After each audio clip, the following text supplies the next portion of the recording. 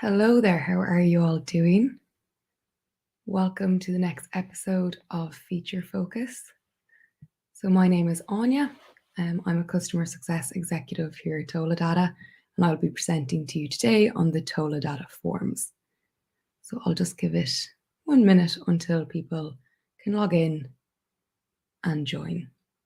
So as I mentioned, we'll be looking at TolaData forms, so creating and publishing these forms within TolaData. Some of you may be familiar with them already. If you're already using TolaData, if you're a current customer, you may be watching this back and just want to find out about them. So you may be coming from any different angle, but you're all very welcome. It is live on toladata.com, but it is also going to be available for playback on our YouTube and on our website. If you scroll down to the bottom and find the knowledge base or the help center, all these feature focus videos will be living there. So we're actually coming to the end of our series of feature focus. We have a few more left. So this is one of the final ones. You'll notice if you have been following along that we've been going in chronological order. So the last one we were looking at integrating different sources via API, and then how you upload other data sets within the system. And TolaData Forms is another way to do that. So you're collecting data within TolaData. You can share this form with people outside your organization to collect the data, but then it is available in the data table section. So another way to collect data within TolaData. I'll just give it 30 seconds there for people to join, and then we will begin. With that there, I'll actually pop this up on screen at the moment. So throughout the session, I want it to be interactive. So if you do have any questions, feel free to jump onto Mentimeter and enter this code. And then throughout it, I can't see anybody, you can only see me. So if you do have questions, you can jump on there, enter the code, ask your question, and then I will see these questions at the end. So given it 2 minutes there, I think we will begin. So as I mentioned, TolaData forms today. And the purpose of these feature focus is to give an interactive deep dive into the different features. So a chronological look at the different features to give you a real insight how to use them, sort of like a little lesson. Each of them is like a little lesson on our features. And the next one is on the 26th of July. And my colleague Sive will be presenting that. And that is on adding data to your indicators from a table or a TolaData form. So today I'll be looking at how to create those forms. And then in the next session, we'll be looking at how to pull the data out of that form in the indicator section. Again, if you want to scan in that code for Mentimeter, you can open it up on your phone or laptop and ask questions throughout the session. So what are TolaData forms in a nutshell? The TolaData forms are at essence for data collection. So the forms allow project admins or edit users in our platform. This includes org admins because they are super users over your whole organization. So it allows those 3 people with the user permissions to create and publish forms for the data collection and then management within the indicator section. So you're collecting all this lovely data, but then of course you have to process it in the system and create your indicators from that, pulling the data, and then you can bring it into the dashboard section to create your lovely visual graphs. It is also for sharing the forms. So you're able to share these forms outside of your organization with anybody who does not have a license, which I think is really important. So you only need the license to create the form, and then you can share it with anybody within your organization.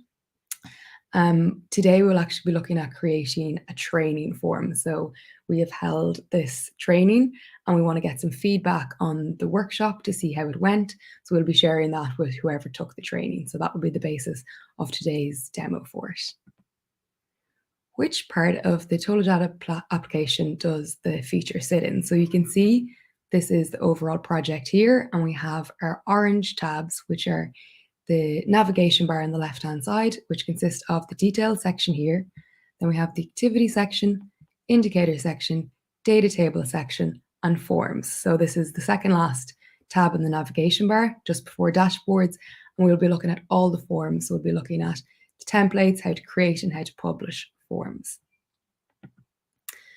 So if you want to find out more about the setup of these TolaData forms, you can jump onto our website, toladata.com, And as I mentioned, the knowledge base is down at the bottom in the footer of the website.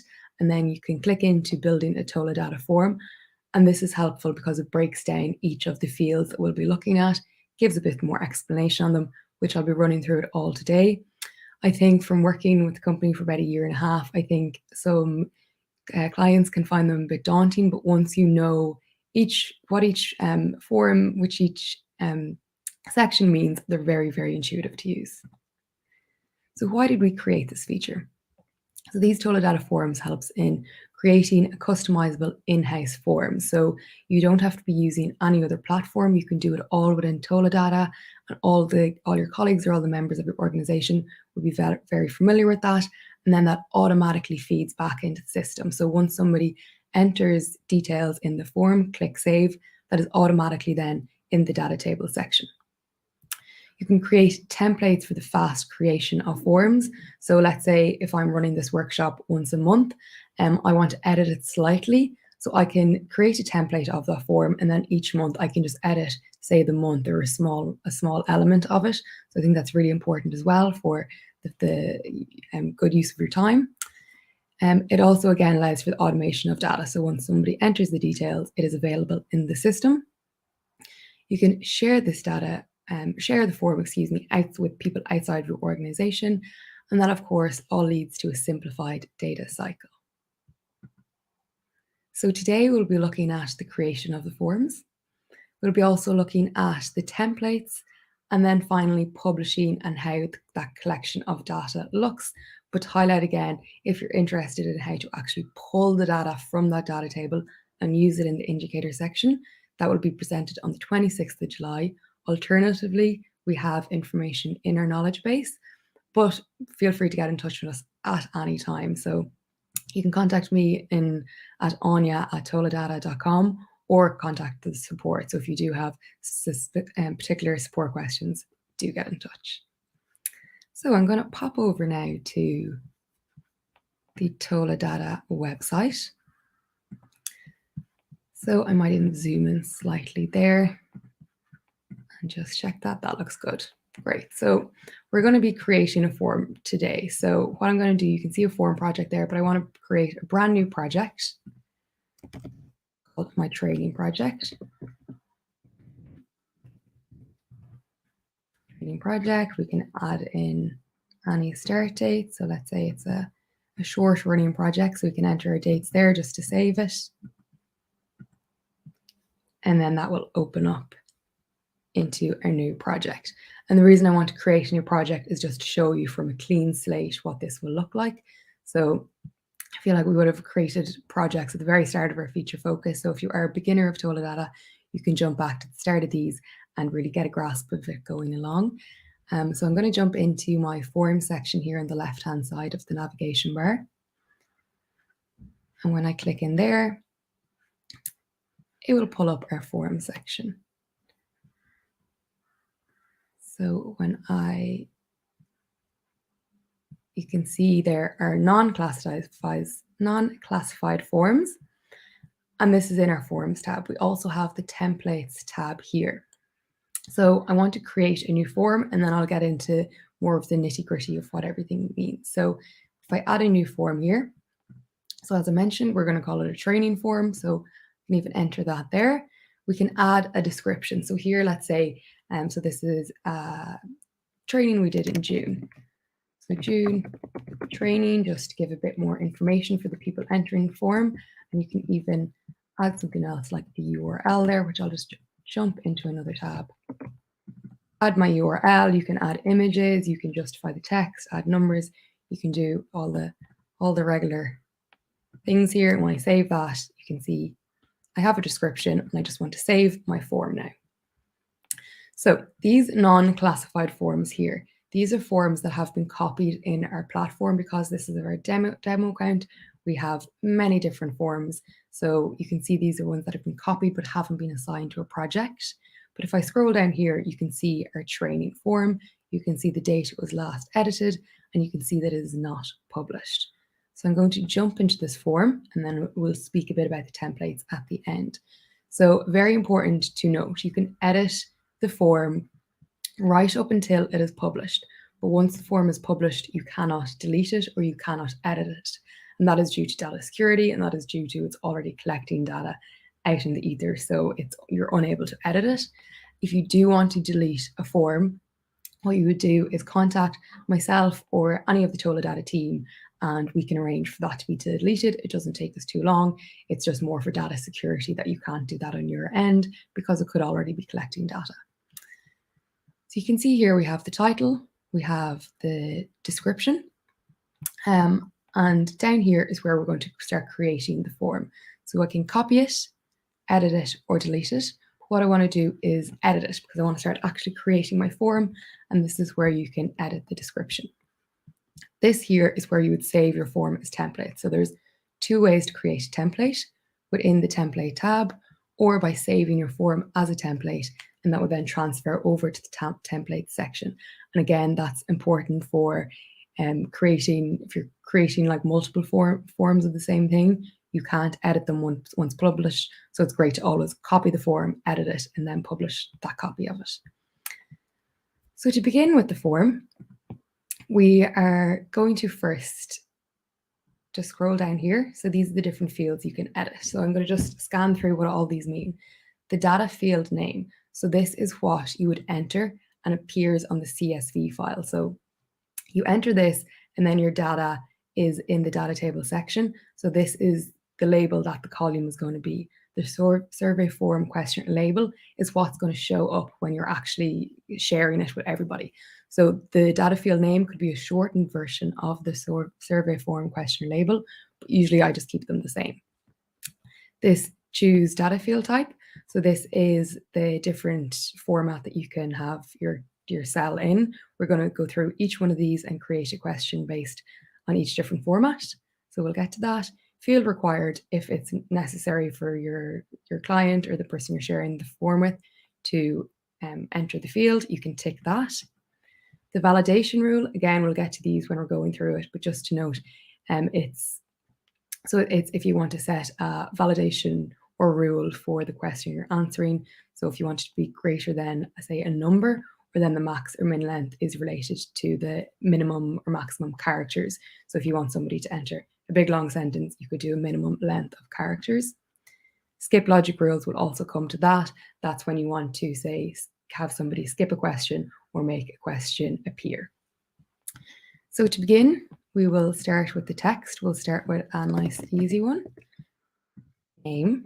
So this is for the participants of our training. Let's say we can make that requirement because we want to know everybody who joined. And then simply we're going to click save and add another. So you can see there our first question has popped up. The second question, we're going to choose number. So with this number field, we're going to simply ask your age. Nice and straightforward. So when we choose age, for this one, I'm not going to make field required. And the reason for that is that I'm going to add a validation rule. So I'm going to add greater than, and I want the value to be 18, because let's say this was a training for something like child safety and everybody partaking in the training is going to be over 18. So I can pop 18 in there. That means that if you try to enter anything below 18, it'll give a little warning sign, which we will see at the end once we publish our form. And then I'm going to save that and add another. So you can see there we now have name and age. So next I'm going to choose my field type and we're going to choose the multi-line text this time. So for this one, I'm going to ask the participants, did you find the training the correct level for the age group? So I'm going to pop that in. And I'm not going to make this field required because this is going to be dependent if they answer the age. So let's say if somebody wasn't comfortable with entering their age, they would skip that question and that would be fine because the field isn't required. But let's say they do answer the question.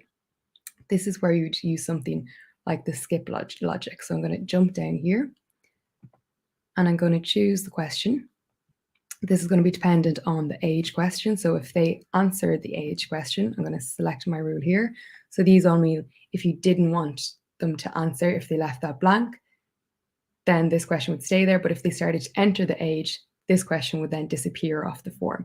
So that's kind of the different rules here. But if I want them to answer that, you can see this is now grayed out because it's not relevant of a value. And if I then save that and add another, we will then you can see the question there, and we will see once we publish the form how that actually performs. The next field type there I'm going to choose is a percentage. Pretty straightforward, this one. Let's just say the result in final exam. So result in exam, let's say, so that would be your percentage answer. We can say we can leave this unticked as well. Save and add another. You can see it's popped up there. And if anytime I want to edit these as well, I can just click that little edit button. So for the next one, we'll be looking at date, I think it is. Yeah, date. So let's say date of training. I could just leave that a date for my CSV file if I wanted to. So date of training. Let's say we could do field required for that. Save and add another. You can see date has popped up there. Next, we're going to enter URL. So let's just say we can link URL of result.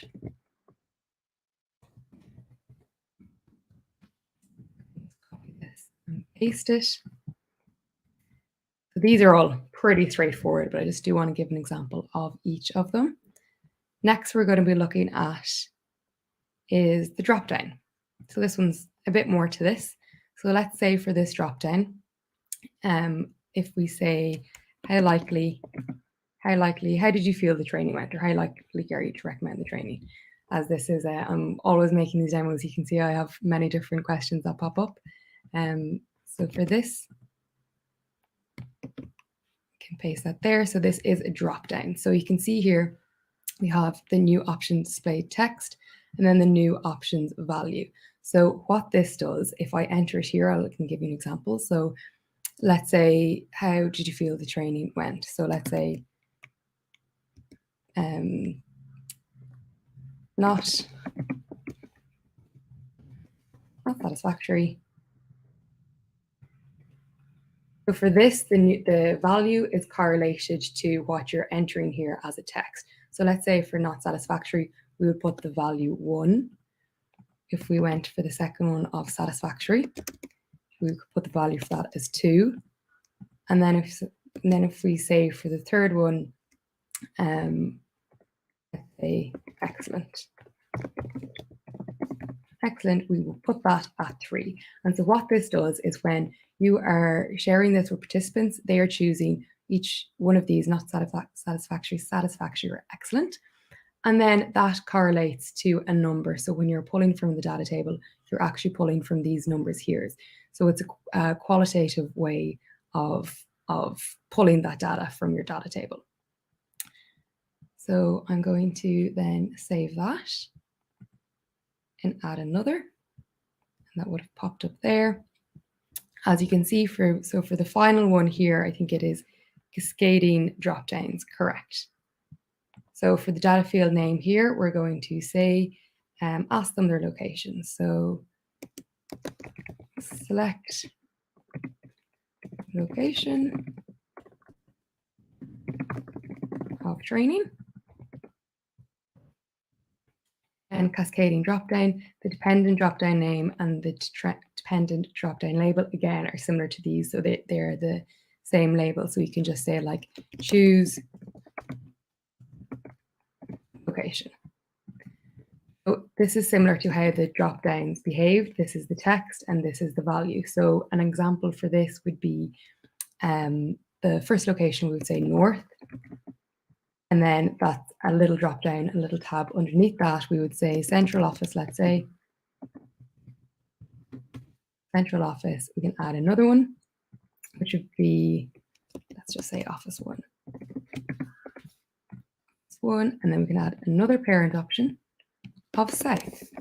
And you'll see how this appears once we publish the form. So let's go central office south, add another one. And we can just say office south. Great. I hope we're all following along with this now.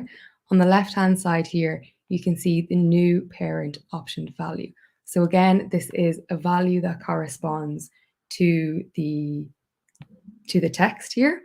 So for this, we can just pop in north and south. Oh, pardon me. And south, but you can see this here. So the field required or enter a line where there's no value. So if there was no value to that, you could just put a line. But let's say in this instant, if there was a value to each participant who was attending the workshop, it could be just a number on each of the participants, or it could be, say, like a value, like how much it cost for them to attend the workshop. And then when you're pulling from the data table, if that was something that you desired, you could pull that information and get a final figure. So let's say if the central office cost €100 to attend, and the office one, it cost 110. Similar with this, we can just pop in some figures there just for the purpose of this. And then we can save. So this is actually our final question as we've used all the drop downs. I'm just going to save that there. Now you can see a preview here of all the different questions that we have asked. So I want to now publish this form. So again, once you publish it, it's published for good. So that now is the time to edit anything if you wanted to edit it, and test your form out here. So you can see entering your age. You can just test out all of these north and then see the different drop downs. Great. So what we're going to do now is publish the form. So I'm going to ensure my form is saved. Pop in there and then go back into my form section. Scroll down to the bottom. Go into the form. That's just because I want this publish button to appear here. So you can see I have my questions there, and I now want to publish the form. Hit publish. And you can see this is a preview link of it here, just if you want to see what it's like before you actually go and publish it. But I think I'm happy with my form, so I'm going to hit save. And now you can see that table has been successfully created. So what I'm going to do now is just show you this view data table tab. So this is where you can see the information. It's one way to access the collected data. But I want to share it with a member of my team or somebody who took the training. So I'm going to hit this share tab, copy this link, and I'm just going to paste that into another browser. I'm going to share this tab instead. I just want to check you can all see that. You can. So you can see here I have my training form, the description. I have just a link there that I've added. So now I want to start adding data to this. I will add my name, Anya, my age. So if I start adding here, you can see age must be greater than 18. So let's say if I enter an age, this has popped up the second question because I've chose to enter my age. That skip logic has then let this question appear. So how did you find the training? Found it went well. And as I mentioned for the validation rule as well, let's say if people were inclined to give short answers, you could set a minimum character limit here of 20 to encourage people to write a longer sentence. So found it went well. Final result in training. Let's say I got 99. Date of training, again, just pop in any date. For this, I'm just going to pop in any URL. How did you feel the training went? So this is where I'm choosing satisfactory, let's say, and then that will correlate the number 2 in my data table. Select the location of the training. I took it in the north, in the central office. So when I save that, you can see it has said the data table has been successfully submitted. And then if I pop back into the TolaData tab, you can see we're back in this tab. So there's 2 ways to access your form now, as I mentioned, through the view data table, and that will give you a quick overview. But also in the data table section, you can see here, I have my table name, the source, and then the source link. So this is where you can also upload by the CSV or Kobo Toolbox or Google Sheets. And Sive went through this in the last feature focus. So if you did want to upload any other source, you could watch that. So if I just click into this training form here, you can see here the data that has already been collected. So we name, age, how you found it went, and all the different tabs. So with that, it brings us to the end of the demo. I'm going to pop back into my form here, just one moment. And I'm going to add this back to the stream. So I'm going to pop into Mentimeter there and just give it a minute. And if anybody has questions, I'm going to go to answer those questions now. Sorry, so I just want to, bit of technical work going on here in the background. Great, so I have that ready to go. So if anybody has questions, feel free to ask them now. Something else I just want to highlight again is the deletion of the form. So if you do want to delete a form, get in touch with us and we can do that for you. And then the next feature focus on the 26th of July will be pulling the information from those data tables, how to generate those in the indicators, and then go on. And finally, the dashboards in the next feature focus after that would be how to pull that information from the indicator section for that seamless data cycle. I'm going to add that to my stream now. I don't see any questions coming in, which I'm going to say is a good sign. But if you do have any questions after, again, you can go on to support@toladata.com. I really hope that taught you something today about the forms. It's just, I suppose, another option other than using a different source to have it all in the same platform, which I think is very handy.